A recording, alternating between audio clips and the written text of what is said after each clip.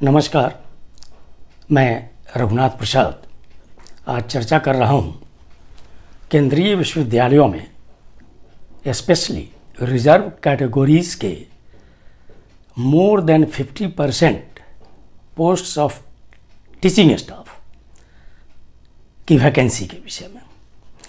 अगस्त 2021 में भारत सरकार के शिक्षा मंत्रालय के द्वारा देश के सभी केंद्रीय विश्वविद्यालयों को ये निर्देश जारी किए गए हैं कि सितंबर 2021 से सितंबर 2022 के बीच एक वर्ष के अंदर स्पेशली एससी, एसटी, ओबीसी और ईडब्ल्यूएस के जो वैकेंट पोस्ट हैं, टीचिंग पोस्ट, उनको ड्राइव बेसिस पे भरा जाए।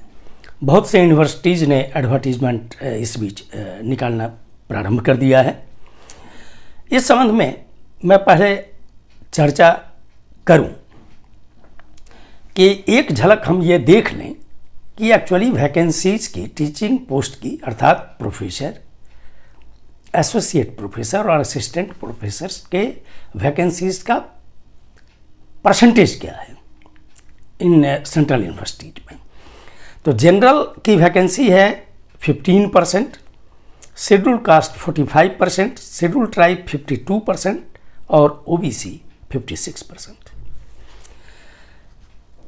एक सूचना जो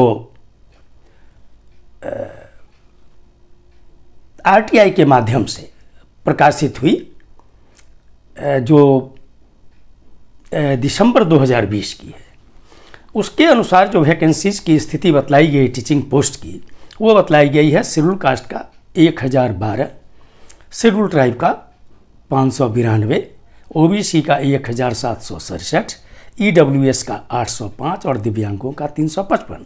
ये टोटल वैकेंसी इसमें दिखलाई गई है 4531। और एक अगस्त 2020 में भी आरटीआई के माध्यम से एक सूचना प्राप्त हुई थी जो स्पेशली अदर बैकवर्ड क्लासेस के टीचिंग पोस्ट की है। ये स्थिति तो बहुत ही दयनीय है कि प्रोफेसर के जो सेंट्रल यूनिवर्सिटीज़ में कुल सैंक्शन पोस्ट हैं ओबीसी के 313, उसमें सिर्फ 9 कार्यरत बतलाए गए और 304 वैकेंट। एसोसिएट प्रोफेसर के सैंक्शन 735 के विरुद्ध 38 कार्यरत, 697 वैकेंसीज और असिस्टेंट प्रोफेसर के 2232 पदों के विरुद्ध 1327 कार्यरत और 905 वैकेंसीज। इसमें मैं समझता हूँ कि बहुत ज़्यादा तब्दीली नहीं हुई है। अगर बहुत तब्दीली हुई होती तो गत जो संसद का सेशन हुआ है उसमें भारत सरकार को यह नहीं बतलाना पड़ता कि बहुत बड़ी वैकेंसीज रिजर्व कैटेगरी की खाली है टीचिंग पोस्ट की। अब ये अपॉइंटमेंट होते कैसे हैं सेंट्रल यूनिवर्सिटी में? तो वाइस चांसलर की अध्यक्षता में, जो जहाँ तक मैंने देखा है, एक सर्च कमेटी होती है और उनके माध्यम से सारी प्रक्रियाएं पूरी की जाती हैं। और ऐसा पाया गया है बहुत से जो मैंने देखे सोशल मीडिया पे कि ज़्यादातर कैंडिडेट्स को इस बिना पर, इस ये कहिए रिमार्क के साथ कि नन फाउंड सुइटेबल के आधार पर नहीं चुना जाता है। अब नन फाउंड सुइटेबल में क्या है यह तो सर्च कमेटी जाने। अब यह देखना पड़ेगा कि ऐसा क्या है कि बहुत बड़ी संख्या नन फाउंड सुइटेबल की आज भी देश की आज़ादी के इतने वर्षों के बाद भी इतने केसेस पाए जा रहे हैं। हाल के दिनों में जब केंद्र सरकार में मंत्रिपरिषद का पुनर्गठन हुआ तो उसमें ओबीसी के 27, एससी के 12 और एसटी के कुल 8 मंत्री उसमें टोटल में आ गए। ये निश्चित तौर पर यह बहुत अच्छी बात है कि बहुसंख्यक समाज को एक संदेश देने की कोशिश सरकार के द्वारा की गई कि हम वंचितों को देख रहे हैं।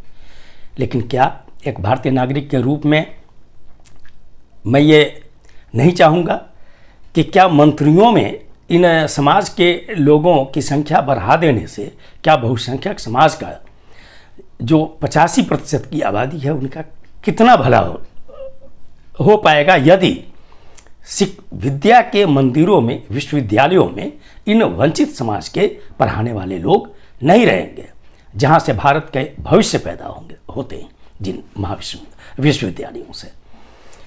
मैं अनुरोध करूंगा भारत सरकार के शिक्षा मंत्रालय से और यूजीसी से कि 1 वर्ष के अंदर निश्चित तौर पर इन खाली पदों को भरा जाए, क्योंकि बीच में रिटायरमेंट भी होते रहेंगे, क्योंकि फिर और ये प्रक्रिया अब लगातार होनी चाहिए कि इतनी बड़ी वैकेंसीज की स्थिति पैदा ही नहीं हो भविष्य में। साथ ही यह भी अनुरोध करूंगा कि हर वर्ष का नहीं तो कम से कम विगत 3 वर्षों में सभी सेंट्रल यूनिवर्सिटीज के सर्च कमेटी के द्वारा जितने भी केसेस नॉट फाउंड सूटेबल के पाए गए हैं उनकी एक समीक्षा जरूर होनी चाहिए विद्वानों के द्वारा, और समीक्षा में जो भी वास्तविकता है उसके आधार पर भारत सरकार को सूटेबल स्टेप लेना चाहिए। पुनः अनुरोध है कि इन पदों को जल्द से जल्द भरा जाए ताकि बहुसंख्यक समाज में एक विश्वास पैदा हो कि उनके लोग शिक्षा के मंदिरों में पढ़ाने के लिए बड़ी संख्या में अपॉइंट किए गए हैं। ये वीडियो आपको अच्छा लगा हो तो लाइक करेंगे, शेयर करेंगे। अब तक आपने मेरे चैनल को सब्सक्राइब नहीं किया तो सब्सक्राइब करेंगे, बेल आइकन को अवश्य टच करेंगे। आप सभी लोगों के लिए शुभकामनाएं। धन्यवाद। जय हिंद।